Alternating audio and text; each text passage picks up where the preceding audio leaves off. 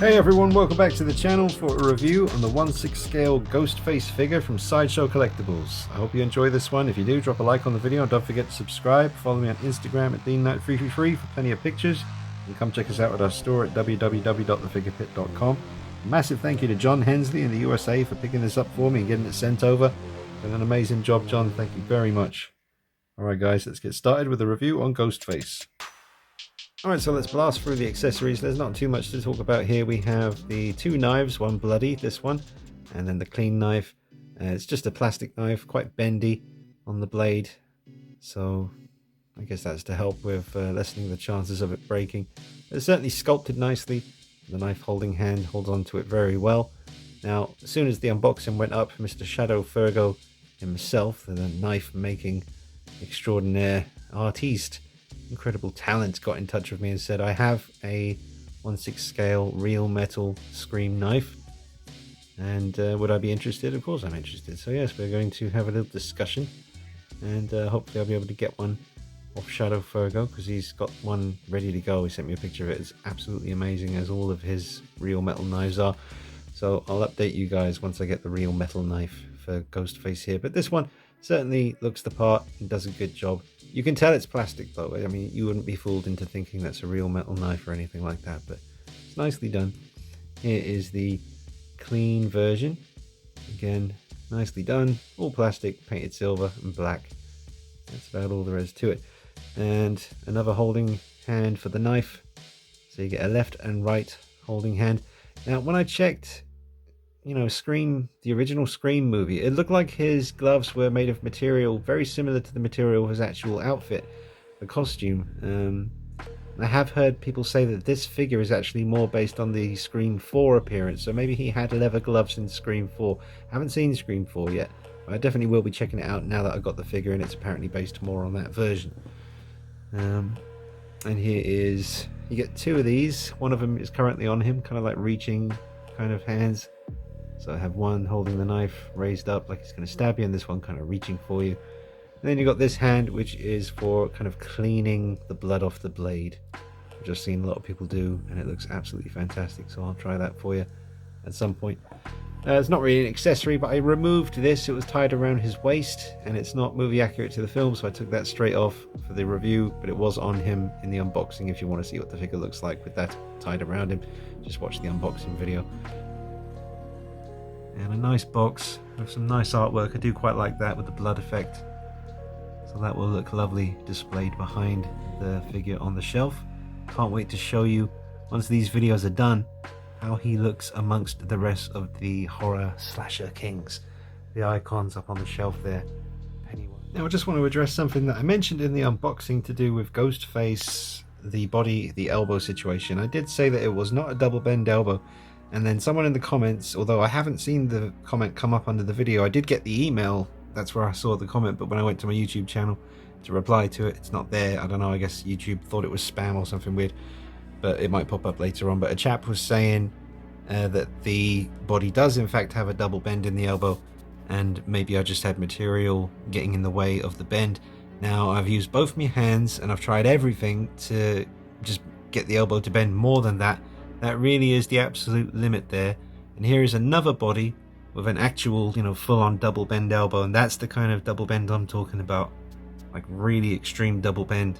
Whereas this one, that really is the absolute limit on as much as you can bend that. But I can feel two separate kind of joints here that a double bend elbow has. So it has that line there at the elbow and another line there at the elbow, allowing for more bend action. But it really won't go any more than that. So you just try making sure the material is not caught in the joint, and that really is as much as that will bend compared to another double bend elbow, so you can see the difference. That's not the Tots body, by the way. That's a body that I've swapped over because I wanted the double bend in the elbow for the Tots head and coveralls. So just to clear that up for you. Now the base is incredibly simplistic. There's no kind of raised font like they usually used to be with these kind of Sideshow bases. No title Scream, no nameplate saying Ghostface, absolutely nothing. Sorry, he is missing a hand right now because I was showing you the different hands. The box is very nice. I do love the way the box looks and the artwork they chose for this. It's going to look fantastic behind the figure on display. Very much a kind of blood motif going on with that one. Very nice box art. Alright, so I'm doing the cleaning the blade, or just admiring the blade it could be. It's just so creepy with that face. But you want to be careful because it is a plastic knife. Make sure that when he's doing this pose that he's not bending the knife, because if you left it like that for a day or two, you take the knife away and it'd be bent. Which I guess you could maybe fix with a hairdryer and just try and get it straight again, but that won't be an issue once I get the custom metal knife from Shadow Fergo. This is a cool pose.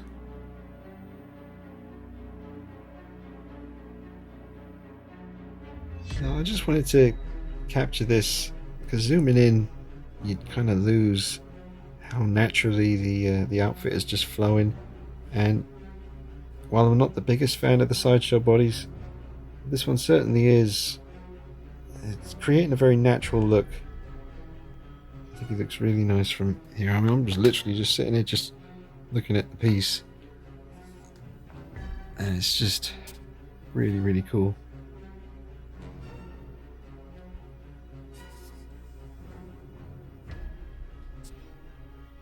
It's one hell of a presence. And that's just one pose really that I've done with him, and he's capable of so much. So, look at that.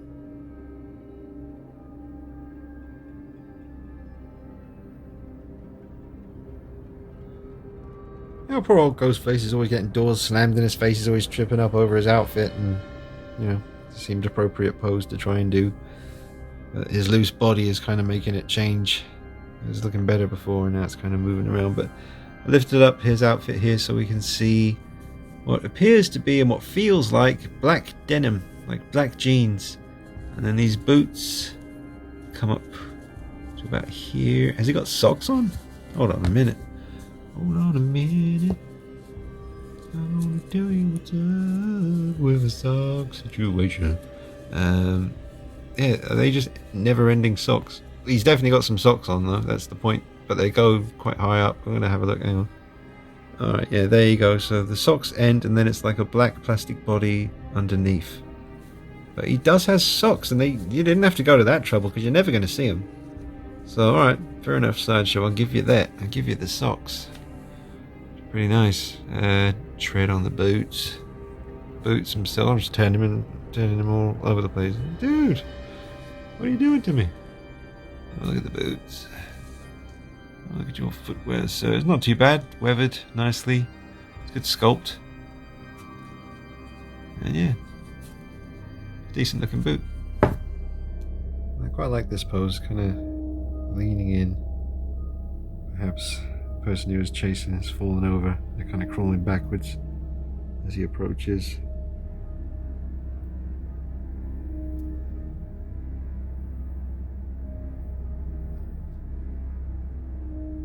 Yeah, quite like that.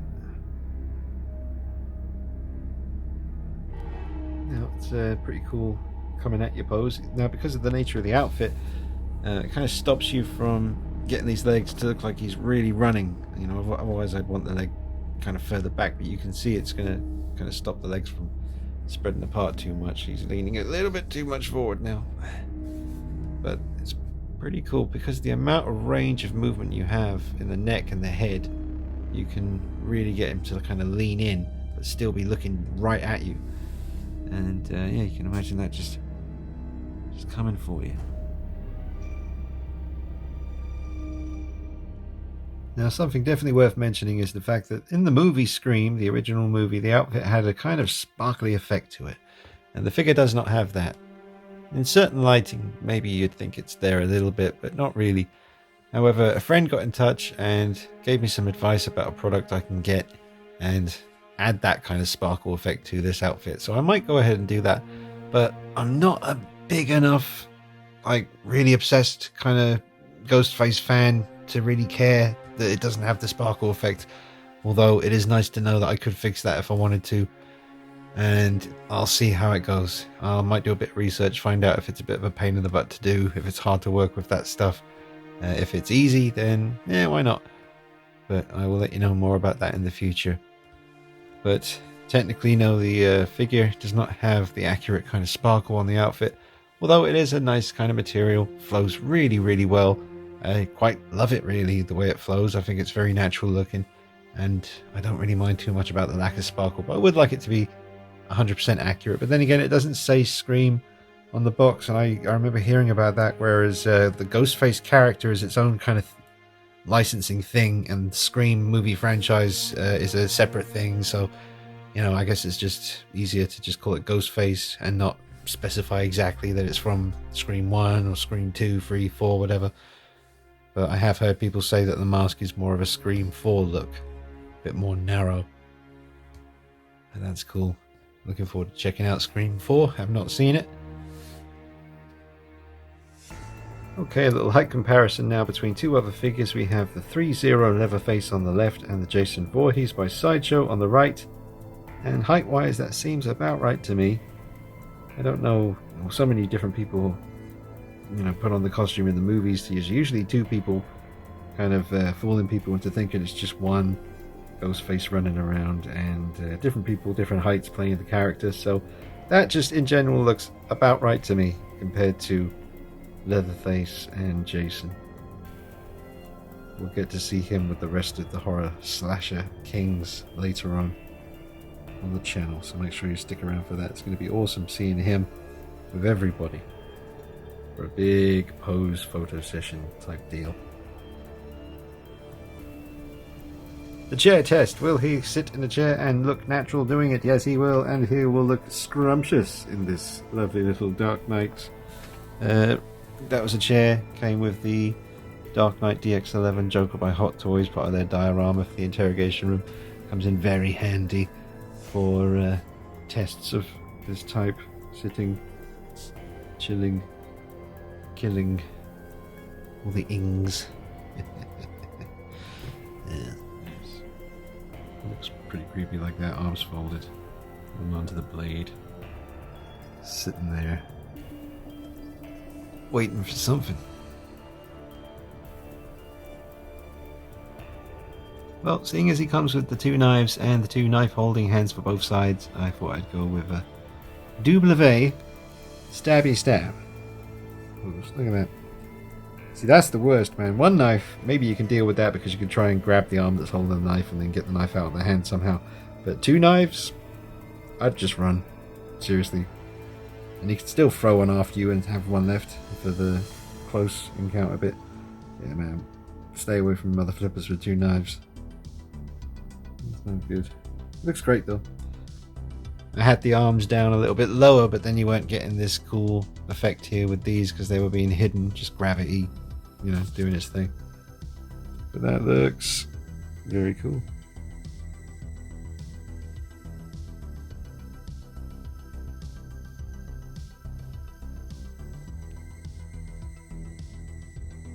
It's just really fun to pose, very natural, and something probably quite a few folks probably touched on, the whole hood not having a wire in it situation. The one I remember most from me watching videos while I was waiting for this to arrive was the review spot, and he mentioned that he was glad in fact there wasn't a wire in the hood because it just looked a bit more natural. And I would agree. I mean, if there was a wire in there, I think I would mess with it so much I'd probably break the wire eventually, you know, because it would have to be a pretty thin wire. And I really would be tweaking it constantly, especially doing reviews and pose sessions. And then, oh, I know what I'm like, especially the first few weeks of having a figure like this. I'm going to be reposing it all the time and trying to settle on a final look because it's capable of looking so incredible in so many different poses. But yeah, I would agree with Mr. Review Spot. I'm glad there is no wire running through here. You just kind of manipulate it yourself. And yeah, I like it. I'll just get a little bit of footage of Ghostface in the amazing diorama custom made by Cult Creations. That's Glenn Page on Facebook, Cult Creations on Instagram. And he suits this one really well. A lot of the horror figures do work really well in this diorama. So just to give you a little peek at that, he looks just awesome. I haven't even really got him doing anything as well. He's just holding on to two knives, just kind of looking at you. And that's enough when it comes to this guy. I mean, the cool thing about a body like this and the outfit, the nature of it, you don't have to worry about breakage or rubber rotting and all that kind of stuff that you get with a lot of the Hot Toys figures and other companies, I guess, as well. But with a figure like this, you could, you know, bend the elbow and lift up the arm and have them in an extreme coming at you with the knife pose, and you can leave them like that for as long as you want and not have to worry about anything deteriorating. But I would watch out for these plastic bodies with the kind of black plastic. Black plastic tends to be a bit more fragile. The Catwoman Sideshow bodies were black plastic and they just crumble to nothing. Barely even touched them. So I would be very wary when posing this guy, but he is capable of being put in some really fantastic poses. But I would be careful, that's all. As with any 1/6 scale figure, really. They're expensive, but you gotta be careful. That looks damn cool right there. Let's take a look at the mask. Well, the head sculpt. It's interesting. I've never had a figure that's like this before, but yeah, they've done it well. I guess it's you know, you've got the kind of two joints of the neck. So you got where the neck attaches to the body, you can move and turn that, and then you've got where this headpiece attaches to the neck, you can move and turn that as well, which allows for a really wide range of movement. So very narrow look to this particular take on Ghostface. I mean, it's always pretty narrow, but this one in particular does seem a little bit more narrow than the one in the first film. And like I said, folks say it's more accurate to part 4, so I'm looking forward to checking that out. But it's a good sculpt, it's pretty good paintwork. There's not much to talk about, but then again, you could say the same thing about Michael Myers' mask, and we spend decades talking about that. So, but there is definitely more to a Myers mask, obviously, with the hair and just those details and stuff. But yeah, it's a white face with not much else going on, but it is terrifying. And hit the hood up, position that around how you like. Yeah, it's a great sculpt. Okay folks, I'm going to wrap up the review and just tell you I'm really thinking about it. I don't like the kind of lazy job on the base. I think it could have done with at least the name of the movie or the name of the character somewhere, but there's a lot of companies out there that don't even give you a stand for the figure, so I'm glad it's there. The elbows don't seem to bend as much as I would like them to, but they do have, you know, technically there is a double bend elbow there, but it just doesn't seem to bend as much as, like I showed you before, whichever one this body was in the end that I was using for this one. There's a video on the channel specifically about this whole situation, but you can see how tight that bend is, and this figure just won't do a bend to that extent, but it's close enough. You can definitely, I mean, you've seen the poses I've done with him tonight. He's able to do a hell of a lot. He looks great doing it. I love the nice thin quality feel of his outfit. I think the mask is sculpted really well. The knives are plastic, and I guess that's fair enough, and they are painted and sculpted very well. The boots are really well done, nice weathering on those, and there's even socks there. They really didn't need to go to that level, but they did, so fair play to them on that one. And the jeans that he's wearing underneath the outfit seem to be a really good quality as well. Love the box art, and overall the piece is very pleasing, especially to a Scream fan out there. You know, the millions of you that exist, I'm one of them, and this is definitely going to satisfy that Scream Ghostface itch. So I give him a 9 out of 10. I mean, I could drop it to an 8.5, just taking into consideration a few little things here and there, but remember, it doesn't specify on the box, so at least I haven't seen that it specifies it's meant to be from the original Scream film. I think it's just like the kind of Sideshow do that kind of generic, here's the character kind of thing. It could be from a number of different movies. Folks seem to be saying part 4, so like I said, looking forward to watching that, and I'll let you know my thoughts on it when I do in an updated video someday. Now, as far as body swapping, I would be quite keen to do some experiments. I'm just worried about the head situation and how that all works. I might have to see if anyone's done a video, maybe someone does a video already on YouTube showing how you can go about disassembling that section.